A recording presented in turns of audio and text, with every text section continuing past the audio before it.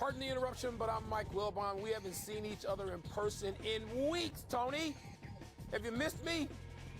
I'm Tony Kornheiser. No, I have all I need right here. Look at this. Look at this. Oh, look at that. Oh, it's a Pablo impersonator.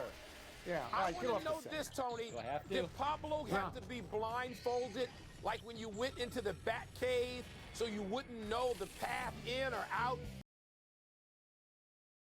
You could just wake up and you're in there? Because your house is like that. No one knows where you are. This is like going to the bat cave. Yes to all of your questions. Yes. Welcome to PTI, boys and girls. In today's episode, pitch clock questions, a couple of streakers, and Brian Windhorst joins us for 5 good minutes. But we begin today with the Los Angeles Lakers, who tonight are in a play-in game against the Minnesota Timberwolves, who Michael Wilbon has said, quote, major in stupid, unquote.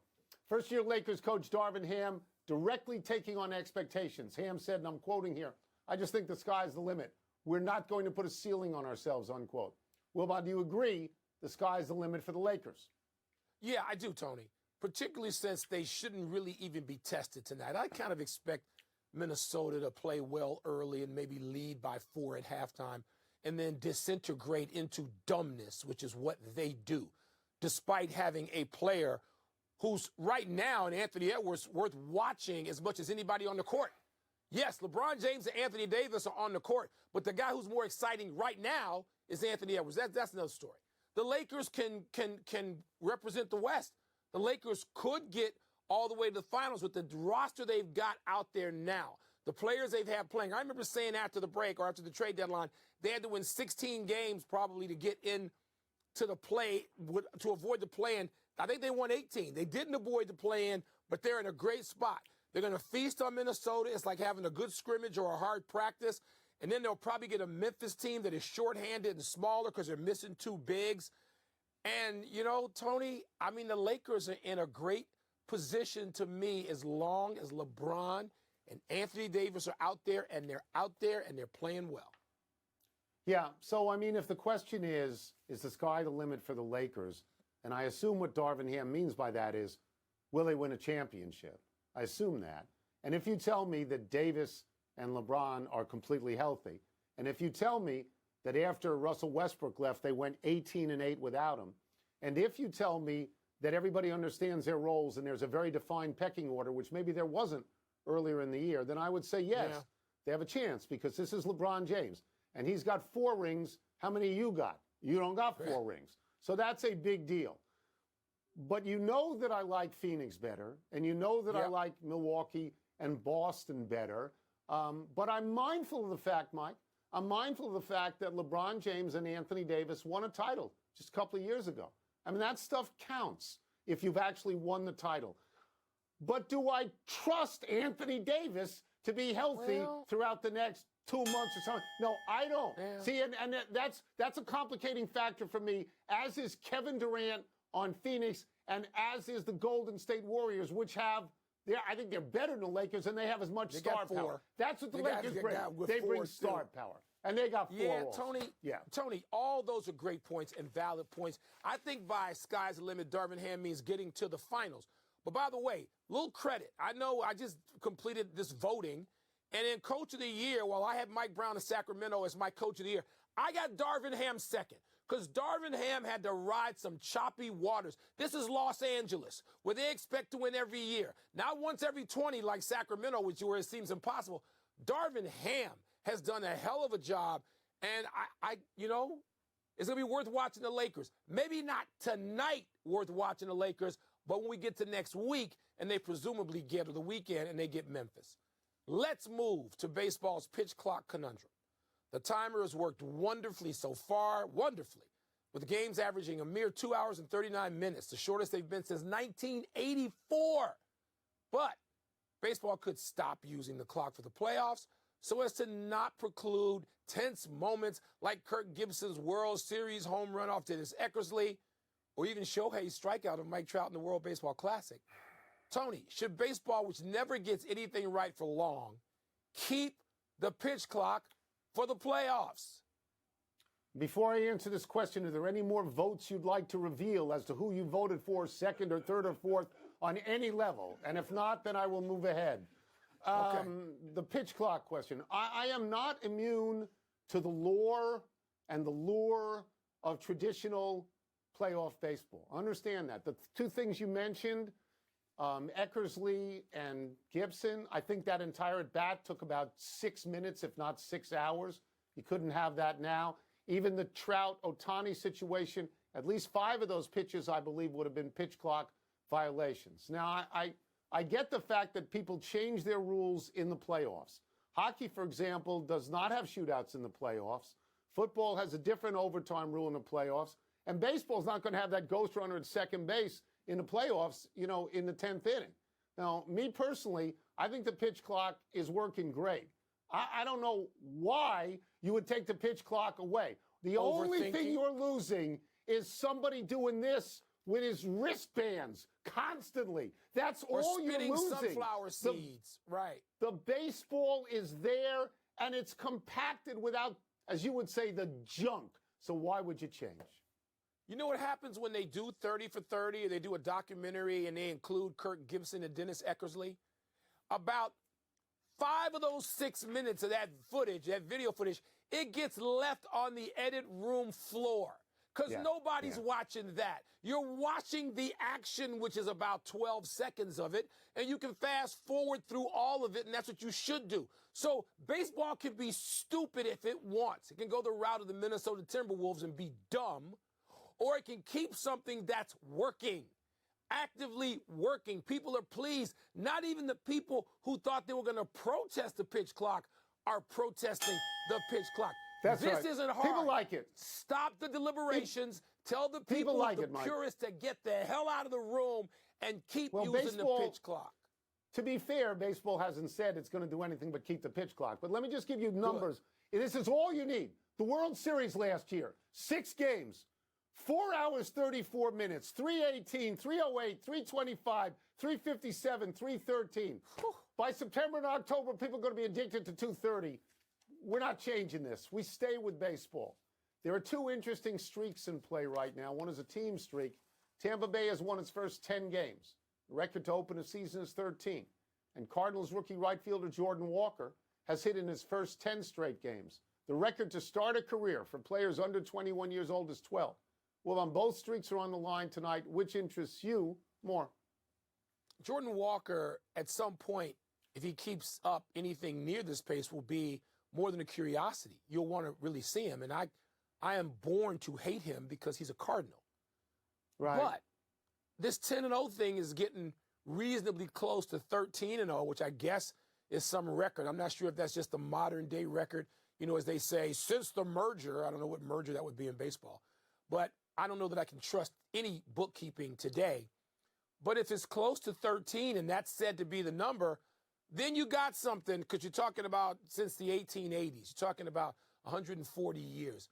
So, Tony, I think the Tampa streak, and again, this kid for the Cardinals, if I really begin to become vested in hating him like a great Packer or a great Cardinal, then he's got something, but it's too early. I don't even know who he is yet, and I know you don't know who he is. It's amazing. I am stunned by your answer. It's a complete reversal of everything you said yesterday on this show. When you said of the Tampa Bay streak, which at that point was 9 and now it's 10, you poo-pooed it completely. You said it's junk. That was 9. It's meaningless. That's 9. So now it went up 1, and now suddenly you're fixated on it. I don't know if it who gets you to are. 13. Let's move to the more interesting streak. Well, that's a streak the Brewers had it in 87 and the Braves had it in 82 or something like that, and neither team made the World Series. Let's move to this kid, because that's the more interesting streak. Because you know who he passed last night? He passed Ted Williams. Yeah, Teddy ball game in the rearview mirror at this point. Yeah. Earlier in this thing, he passed Roberto Clemente. And you know who he's zooming in on now, the record holder? Because you don't know this. Because his name is Eddie Murphy. Not that Eddie Murphy.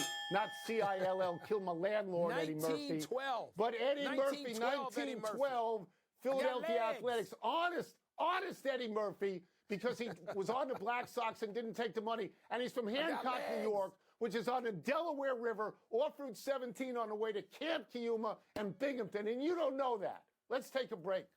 Coming up, the Hawks face the Heat in a play-in tonight. Is your boy Jimmy Butler's confidence justified? And is Luka really happy in Dallas? We're going to ask Brian Windhorst. Have you ever been on Route 17 in central New York? No, you haven't. Yeah. No, yes. right above the Pennsylvania line. Pardon the interruption is brought to you by... Let's get back into the NBA with our great friend, senior NBA writer, Brian Windhorst. Let's start with this. The Hawks and the Heat play in the early 7-8 game tonight. Jimmy Butler, who I think always has confidence no matter what he's facing, he has predicted a Heat win. Do you believe he has good reason to have this confidence? Wouldn't it be great if you predicted a Heat loss? Like if there was anybody who would say that their team would lose, I could see Jimmy doing it just to upset his teammates. I could see him as like a test. The thing about the Heat is nobody really respected them last year when they were the 1 seed. Everybody thought, well, they're going to get beat, and they went all the way down to the last 15 seconds of Game 7, and they almost were in the finals. Also, Jimmy Butler doesn't really care about the front half of the season and only marginally cares more about the second half. And then when he gets into the postseason, turns into an absolute demon. So if Jimmy Butler believes in his team, that's kind of all you need in a 1-game playoff. I would be stunned if the Heat weren't in the postseason, either by winning tonight or if they lose, winning in their second chance at home on Friday. The Heat are they're almost like playing a service academy in football. You know, you hate playing against the option because it messes you up and you won't prepare for it. You should win, but you don't. Eric Spoelstra plays all kinds of tricky zone defenses. They kind of get under your skin. It's a hard place to play. If I were the rest of the NBA, I would hope Jimmy is wrong, and I certainly wouldn't want to play him by with the Boston Celtics, who had all kinds of trouble getting him out in 7 last year. All right, let's go from Miami to Los Angeles, where the Minnesota Timberwolves will be playing against the Lakers tonight. Brian, Rudy Gobert, of course, is out with a 1-game suspension. Jaden McDaniels, of course, is out because he punched a wall. This team majors in dumb every year. So why does Anthony Edwards, a star in the making, why, if he does he want to put up with this nonsense? I think Anthony Edwards doesn't care one iota about last year or last month or yesterday. I think he believes he can win any game at any time, and the rules heavily incentivize it. So come this offseason, they are going to offer him a contract extension, and I suspect he will take it. Now, whether he wants to be there long-term, that's been a problem in Minnesota. A number of their star players in the past, KG, although he gave them a while, Kevin Love, Jimmy Butler, all said, I want to get out of here. Now, Karl Towns has signed a big extension. He's pretty committed. The Wolves have to believe that the pairing of Towns and Edwards with Gobert to help them defensively will work long term. They're going to be on some clock because no player waits forever. But they are very fortunate that Anthony Edwards is very young and very, very focused on what's right in front of him. And so he is a treasure. He reminds me of Ja Morant, seeing him early in the NBA, where you looked at him and said, this guy is going to win this team big games for a long time, or some team. I am very, very bullish on his future, as I was very bullish on Ja after seeing him his first couple years in the league. But obviously the Wolves have heavily invested in what they have now working. And if they get knocked out in this play-in round after trading all this for a guy who got suspended, it's not a good look. I agree. All right, speaking of things that aren't a good look, Luka and Dallas not even being in the playoffs. And Luka has said, Brian, as you know, that he's happy in Dallas. Tony and I don't believe that for 5 seconds. What are you hearing? What do you believe? I mean, why wouldn't Luka go the way of so many other stars in 24 hours and say, I'm requesting a trade? Well, I'm not sure if Luka it's ironic he would say that he was happy because we almost never see Luka happy. He's constantly displaying that he is irritated or unhappy all the time, no matter what's happening. So, no, I don't believe he's happy, but I think that's also his personality. He has 3 years left on his contract. We start to see action in the NBA on star players when they get to 2 years left on their contract because that's when they can extend. They can extend Luka after next season. That is where I suspect the beginning of stress to happen. Having said that, Michael, it's a very challenging offseason for them. They are under pressure to vastly improve this team. They're under pressure to sign Kyrie Irving, even though Kyrie is going to demand from them probably a length of contract that they're not comfortable giving. And so if they don't significantly improve this roster in the offseason, and boy, are they hoping for some luck on lottery night, not only to maybe move up, but also not to have something crazy happen like the 18% chance that exists, because that's what it is, 18% for someone to jump in front of them and push to have to send their pick to New York. If they don't have it and they're struggling next year, I do think it'll be sort of maybe code orange in terms of what happens with Luka. But I think he's going to give them an opportunity before we get to code red. But I would say by 2024, if Luka is being asked if he's happy or not, you're not going to have to wait for the answer. We will get you out of here on this. We ask you to be brief on this one. It's only 2 words, probably. We'll have you on 10 times before the finals. But as you look at the finals right now, which 2 teams do you project right now getting to the finals? Bucks and Warriors. And I could be way wrong, but that's my feel. Good for you. Makes Brief sense. answer. Makes a lot Love of sense, it. Brian. Thank you, Brian. Not what Tony wanted Thank you, to hear, Brian. but makes sense. Appreciate you. Let's take one last break. Still to come, Cliff Kingsbury lands a new gig. And the Lions trade away a player they once selected with the number 3 overall pick, proving that the draft lottery, the NFL draft. Tonight on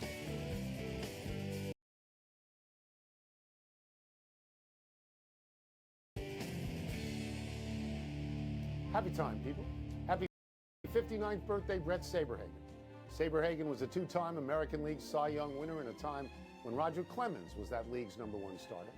Saberhagen won both sides for the Kansas City Royals. In 1985, Saberhagen won 20-6. In 1989, he went 23-6. Led the American League with a 2.16 ERA. Saberhagen was the MVP of the 1985 World Series when Kansas City beat St. Louis in an all-Missouri series. Saberhagen started 2 games, pitched 2 complete games, won both games, allowing just 1 earned run and 1 walk. Those were the Royals of George Brett and Hal McRae. Saberhagen won 167 games all told over 16 seasons for the Royals, the Mets, Red Sox, and Rockies. So, Tony, what would these managers and general managers and pitching coaches, what would they do now with Saberhagen at about 100 pitches and give it up nothing, like 1 hit in the 8th or 9th inning? Would they walk out there? Because, 40 years ago, they walk out there and Saberhagen should have taken his glove and hit the person in the head coming to get the ball to say, we don't want you to go through the order a 3rd time. I hate